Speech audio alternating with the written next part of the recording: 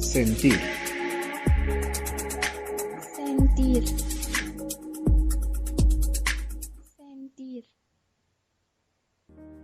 Hola, ¿qué tal? Buenos días. Te saluda nuevamente tu amiga Carol Bugarín por una transmisión más de Psicología, Arte y Vida en Sentir. Y pues bueno, es un gusto para mí estar aquí nuevamente compartiendo el día de hoy ahora sobre el tema resiliencia. Y pues bueno, ¿qué es la resiliencia? La resiliencia es, es un concepto que se utiliza también dentro de la física para denominar aquellos sustancias o aquellos elementos, digamos, que pueden volver a su forma inicial después de haber pasado por un proceso, por un tratamiento especial, ¿no? Entonces, ¿cómo podríamos nosotros tomar ese concepto para la vida cotidiana? Bueno, una persona resiliente es aquella que después de haber sufrido un trauma o una situación muy dolorosa, una crisis muy fuerte, puede recuperarse después de ese impacto, ¿no? Que fue muy fuerte en su vida. Entonces, pues bueno, la finalidad de todos, pues sería muy bueno que fuera ser personas resilientes. Desafortunadamente no todas las personas llegan a ser resilientes. ¿Por qué?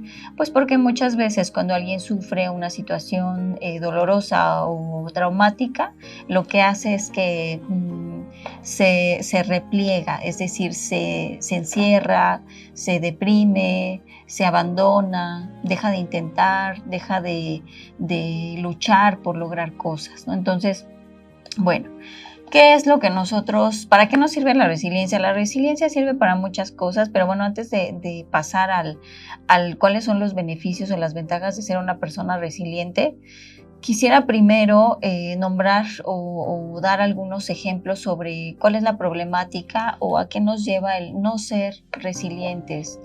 Bueno, miren, una persona que es resiliente, bueno, les voy a dar un ejemplo. Quizá algunos de ustedes han escuchado o han leído sobre Viktor Frankl. Viktor Frankl, que fue un teórico muy importante, ha sido para la historia de la psicología. Él, pues bueno, estuvo durante el Holocausto internado, estuvo en un campo de concentración nazi, ¿sí? Estuvo allí por 5 años. Entonces, pues mientras él vivía allí, él incluso escribió un libro que se llama El hombre en busca del sentido, así es que en cuanto tengas oportunidad de leerlo, pues en verdad no lo dejes, no pierdas la oportunidad. Es un gran libro y nos muestra mucho acerca de la experiencia de los seres humanos en situaciones deplorables como en las que vivía, ¿no? Y entonces él relata una serie de cosas, una serie de situaciones en las que, él sufrió, muchas que tenían que ver con condiciones muy duras, muy difíciles para sobrevivir. Por ejemplo, él decía que los médicos, decía la medicina dice cosas como que uno tiene que dormir ciertas horas, tiene que tener cierto tipo de alimentación y que si no es así, pues vas a morir, ¿no? Dice, yo comprobé lo contrario, yo comprobé que aunque estés mal alimentado, aunque no duermas lo suficiente, aunque vivas en situaciones de maltrato, aún así la gente puede sobrevivir, ¿no? Puede sobrevivir años. ¿Y por qué decía eso? Bueno, él relataba su experiencia en estos campos de concentración y decía que efectivamente sufrían de pronto mucho maltrato físico, abusos, a veces torturas, pero además trabajos forzados, que su alimentación era muy austera, prácticamente comían un plato de sopa al día. Que la forma en la que dormían, ¿no? Condiciones donde, por ejemplo, todos dormían en un mismo espacio, súper juntos, pegados, y que algunos de ellos incluso usaban sus zapatos, o sea, sus zapatos llenos de lodo como almohada, ¿no? Entonces, bueno, y esas son quizá las cosas más mínimas que podríamos decir sobre ese tipo de experiencias. Tomo a Viktor Frankl porque, bueno, él es un gran ejemplo de resiliencia y, bueno, como él ha habido muchos otros. Él escribió un libro donde él relataba su proceso, relataba lo que pensaba, relataba lo que sentía en ese momento. Él explicó algo a lo que le llamaba musulmán dentro de esa lectura y le llamaba así a las personas que ya no querían vivir. ¿sí? A las personas que se lanzaban a la alambrada, ¿no? O sea, la alambrada tenía descargas, podía hacer descargas eléctricas, y entonces cuando alguien ya no quería pelear por su vida, simple y sencillamente se tiraba a la alambrada, ¿no? Era un suicidio. Entonces, ese es un ejemplo de cuando las personas no son resilientes, no tienen la capacidad de sobreponerse ante el sufrimiento. ¿Qué hacen? Se tiran a la alambrada. Entonces yo pienso que en la vida cotidiana muchas veces llegamos a tener actitudes como de tirarnos a la alambrada, ¿no?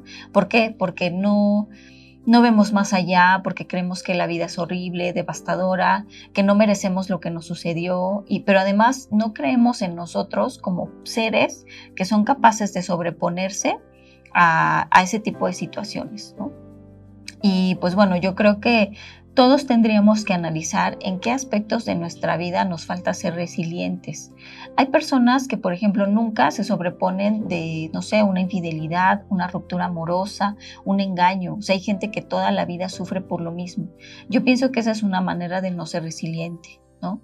Hay personas que ante una situación, no sé, un fracaso, y voy a aclarar lo que es un fracaso, pero cuando tenemos la idea de fracaso, y alguien siente que fracasó en algún área de su vida, se derrota, no sigue intentando, no sigue probando hacer cosas nuevas, diferentes, y entonces eso es una falta de actitud con resiliencia, ¿sí? Dejamos de intentar, dejamos de luchar, de pelear, de lograr nuestras metas, nuestros objetivos. ¿Por qué? Porque un día pasó algo que nos hizo sentir que no éramos capaces, que no éramos merecedores o que no valía la pena, ¿no? Yo pienso que si, por ejemplo, alguien en tu vida, en tu experiencia, te ha dicho que tú no eres capaz de hacer o lograr alguna cosa, y por esa frase o por ese comentario o por esa persona tú dejaste de intentarlo, eso significa que te falta resiliencia, que te falta ser resiliente, que te falta sobreponerte. Entonces, bueno, creo que muchas veces las personas carecen justamente de eso, ¿no? Carecemos de la fuerza para poder ser resilientes en nuestras vidas. Y bueno, ahora esos son ejemplos quizá pues más no tan fuertes, ¿no? Podríamos decir que hay personas que viven experiencias realmente duras, realmente difíciles, maltrato físico, abuso, no sé, encierro. Podríamos hacer una lista muy larga de todos los tipos de dolor y sufrimiento que el ser humano ha podido vivir. Pero bueno, ¿qué es lo importante? Lo importante es que podamos observar, ¿sí?, cómo es que el no ser resilientes a dónde nos ha llevado. Ahora vamos a hacer un pequeño ejercicio. El ejercicio es que tú observes en este momento tu vida, que observes cuáles son las partes de tu vida que sí te agradan, pero también que te concentres particularmente en aquellas que no te gustan, ¿sí? ¿Qué situación, qué aspectos en este momento estás viviendo que te causan quizá frustración, dolor, enojo, ¿no? Hace poco me decía una persona que se acaba de dar cuenta que su pareja la engañaba y le causa mucha tristeza y mucho dolor porque dice que eso le ha pasado muchas veces con muchas parejas, ¿no? O en muchas relaciones diferentes. Yo pienso que ser resiliente es darte cuenta que has pasado por esas situaciones, darte cuenta que has vivido ese dolor y aún así tener el deseo de seguir viviendo y de sobreponerte. Ha habido personas que, por ejemplo, no sé, porque su novio o su novia los deja, los engaña, han optado por la violencia y la agresión, han optado por el suicidio, por ejemplo, y también han optado por dañar a esa persona que los dejó, ¿sí? Y eso es no ser resiliente. ¿Qué significa? Que no tengo la fuerza ni la capacidad para entender ni para comprender, ni para sobreponerme a esta situación que estoy viviendo. ¿Qué significa que tu pareja te engañe? Hay muchas formas de interpretar esto, pero además tenemos que analizar cada caso. Lo único que podríamos decir en este sentido es que cualquier problema que haya habido en esa relación o en tu relación es responsabilidad de los dos, ¿sí? O sea, no es simple y sencillamente responsabilidad de uno. Eso es lo primero que tendríamos nosotros que observar, que darnos cuenta, ¿sí? Que cómo es que nosotros hacemos o damos los pasos necesarios para vivir la situación en la que nos encontramos en ese momento en particular.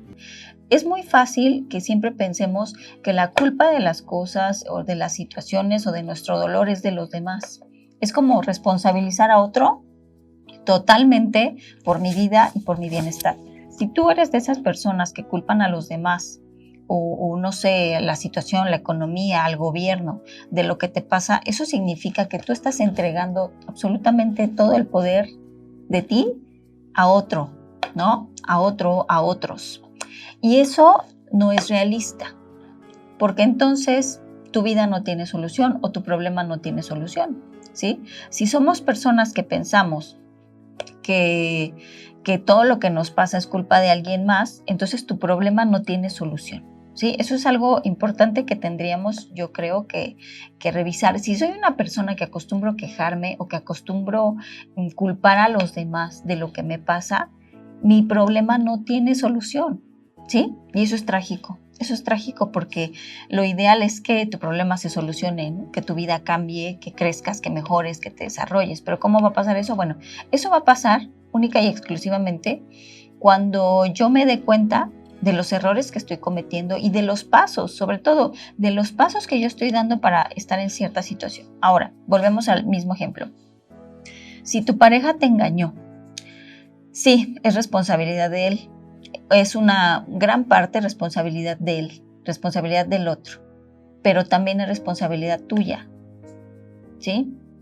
Y yo sé que esto puede sonar muy doloroso, puede sonar injusto, pero si nosotros fuimos los engañados, tenemos que revisar, bueno, ¿yo qué hice para colocarme o ubicarme en esta situación, ¿no?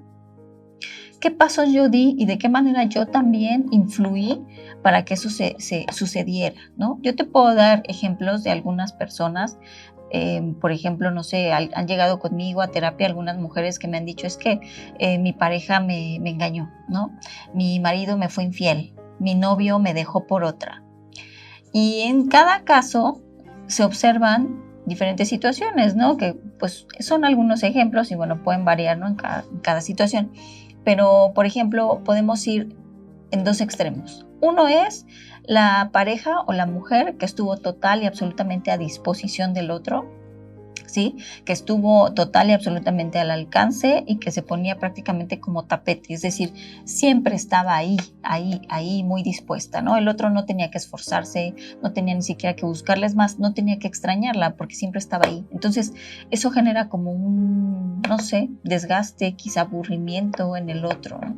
Esa es una de las actitudes. Y la otra es lo opuesto, que son personas que tienden a estar juzgando constantemente a su pareja, que lo critican, lo minimizan, lo atacan, le recalcan sus defectos constantemente, lo ven menos. Y entonces, pues eso también genera en el otro una sensación de ¿y qué hago aquí? ¿No? Bueno, te doy estos ejemplos única y sencillamente para que podamos observar que nosotros, sin darnos cuenta, también, muchas veces, también nosotros propiciamos que se den ciertas cosas que decimos que no queremos, ¿sí? Y bueno, te voy a decir algo importante. Un factor muy importante de la resiliencia es la responsabilidad, ¿sí? Si yo aprendo a hacerme responsable de mis actos, de lo que digo, de lo que pienso y de lo que hago, entonces muy probablemente yo puedo ser una persona resiliente. ¿Por qué? Porque entonces yo me puedo dar cuenta de algo. Si yo di todos los pasos para encontrarme en esta situación que ahora no me gusta, eso significa que entonces también yo puedo dar todos los pasos para salir de esa situación o para cambiarla, ¿sí? Así que el principal ingrediente para poder ser personas resilientes es que podamos ser personas responsables. Normalmente la gente cuando escucha la palabra responsabilidad pues siente como, no sé, como una obligación. Siente cierto desagrado. Solemos asociar la palabra responsabilidad a algo desagradable, ¿no? O algo incómodo o a exceso de trabajo.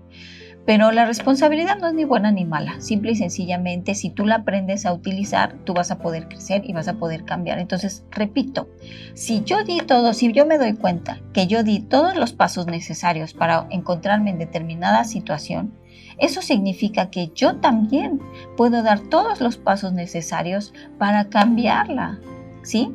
Que yo puedo hacer cosas para cambiar mi situación, para cambiar mi realidad, ¿no? Ejemplo, si yo culpo al gobierno por la economía o por mi economía, no soy una persona responsable.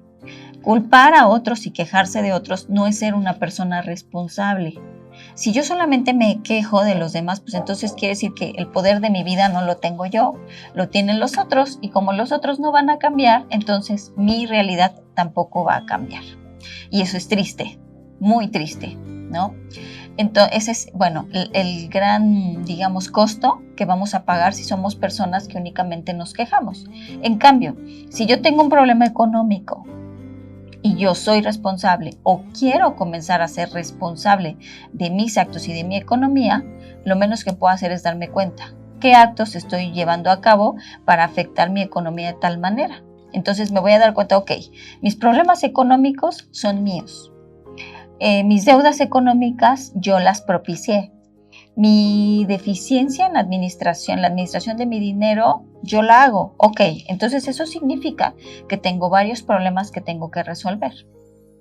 Y si yo, entiendo que no sé hacer las cosas de otra manera, ¿qué es lo primero que tendría que hacer? Bueno, pues tendría que pedir ayuda, tendría que aprender a hacer las cosas de forma diferente, ¿no? Tendría que preguntarle a alguien que yo crea que sí sabe, ¿no? O sea, a ese que sí le rinde el dinero, a ese que sí sabe cómo invertirlo, que sí sabe cómo ahorrar. Entonces yo tendría que acercarme a esa persona. ¿Para qué? Para entonces hacer cambios, ¿sí? Tratar de aprender sobre su forma, sobre su sistema, ¿sí? Sobre su administración, para hacer cambios en mi realidad económica, ¿de acuerdo? Entonces, bueno, por eso les digo, ¿no? Que la responsabilidad es un ingrediente muy importante para que podamos ser personas resilientes, ¿sí? Ahora, la resiliencia es un concepto que se utiliza particularmente cuando alguien ha sufrido situaciones muy difíciles y muy trágicas, ¿sí? Hubo otro caso, que bueno, es también el caso de un psiquiatra, que bueno, en este momento no recuerdo el nombre, que también vivió en campos de concentración, pero él vivió en un campo de concentración cuando era un niño de 6 años. Entonces, a la edad de 6 años, ¿sí? Él vivía en esos mismos campos de concentración nazi, donde era maltratado, pero él escapó, ¿sí? Le ayudaron a escapar cuando él tenía 6 años. Entonces, bueno, somos resilientes cuando somos capaces de recuperarnos de una situación de adversidad, ¿sí? Que no te tumbe, que no te tire. Una forma muy opuesta, o lo opuesto a la resiliencia, es la lástima. Si yo simple y sencillamente ante esta vivencia que tengo, que tuve, siento lástima de mí, eso muy difícilmente me va a ayudar a ser una persona resiliente. Las personas que sienten lástima de sí mismas normalmente tienen la actitud de derrotarse, de no luchar, de no pelear, de quejarse constantemente de lo que les pasó, y lo que sigue es estancarse. Si yo soy una persona que siente mucha lástima de sí misma, me dejo dominar totalmente por mi lástima, por mi autocompasión, y entonces pierdo total y absolutamente la fuerza para poder hacer cambios en mi vida y para poder luchar y pelear, ¿sí? Porque la adversidad, pueden pasar dos cosas con la adversidad, y esto depende mucho de la manera en la que piense cada persona. Una de las cosas es que te tumbe, ¿sí? Si yo creo que todo lo que pasa es trágico y no me debería de pasar a mí, entonces lo más probable es que yo me regocije en mi lástima y en mi sufrimiento y me quede allí, estancado y enfermo. Ujú. Y la otra digamos, idea o la otra interpretación que podríamos tener es que eso que acabamos de vivir nos dé toda la fuerza, justamente nos dé toda la fuerza para salir adelante, para crecer y para hacer cambios en nuestra vida. Eso es la resiliencia.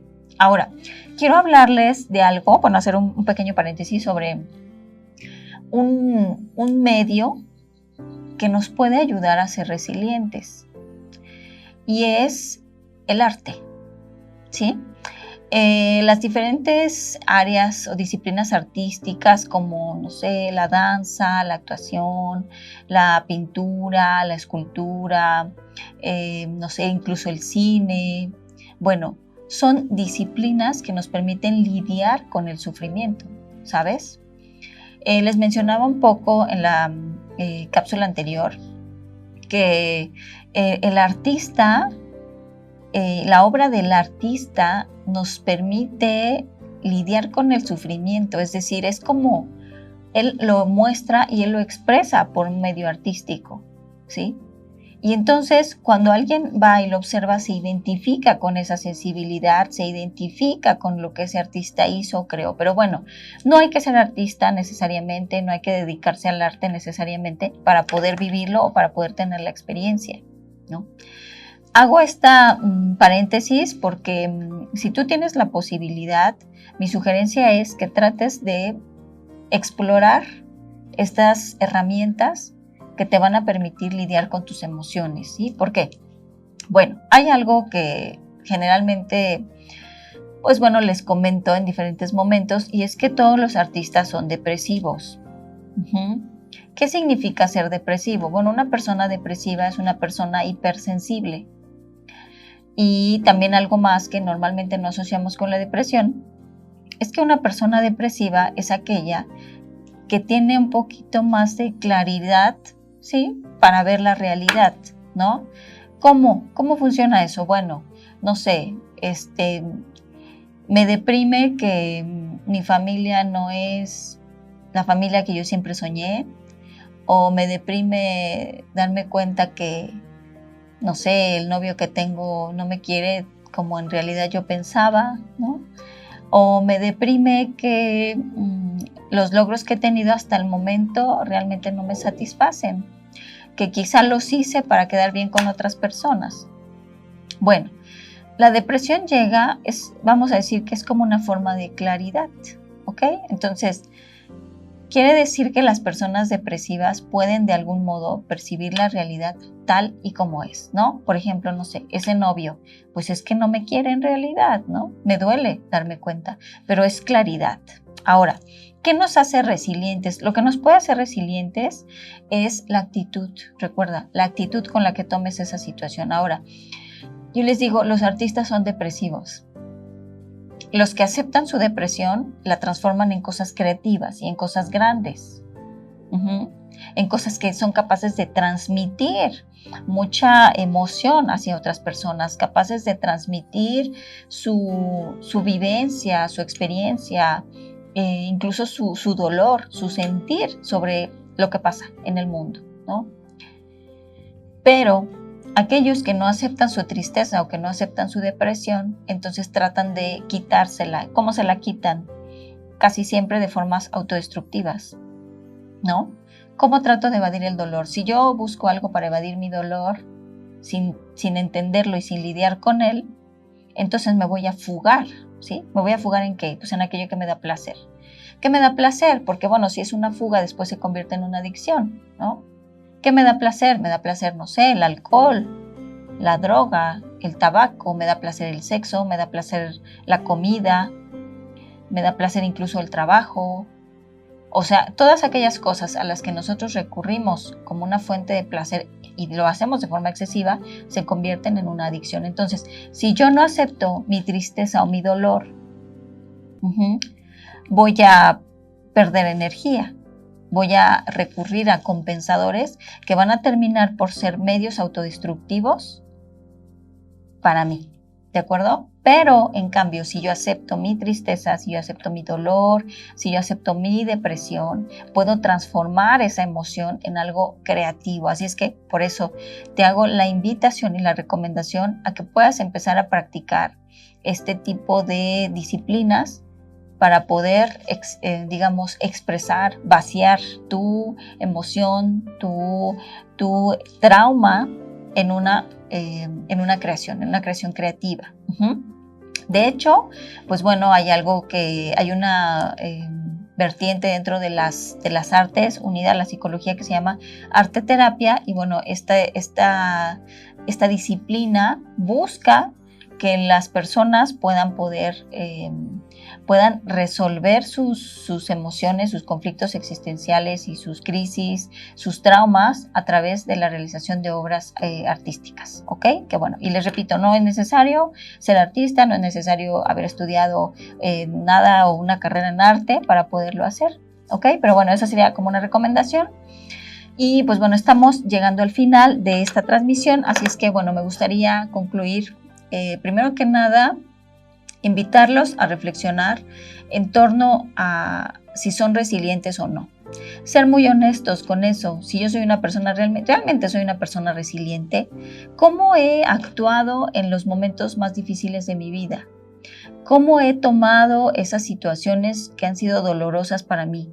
¿Me he recuperado?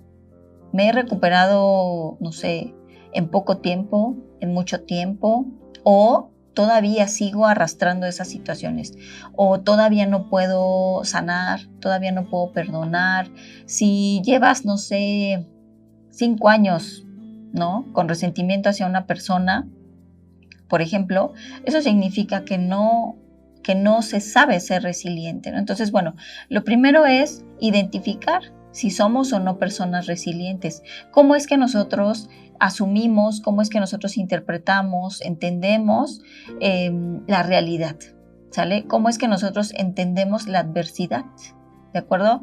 Y lo segundo es, bueno, si ya me di cuenta que no soy una persona resiliente o que me falta o que quiero desarrollar mayor capacidad de resiliencia en mi vida, pues lo siguiente sería aprender, ¿no? Les hago la recomendación de leer el libro de Viktor Frankl, El hombre en busca del sentido.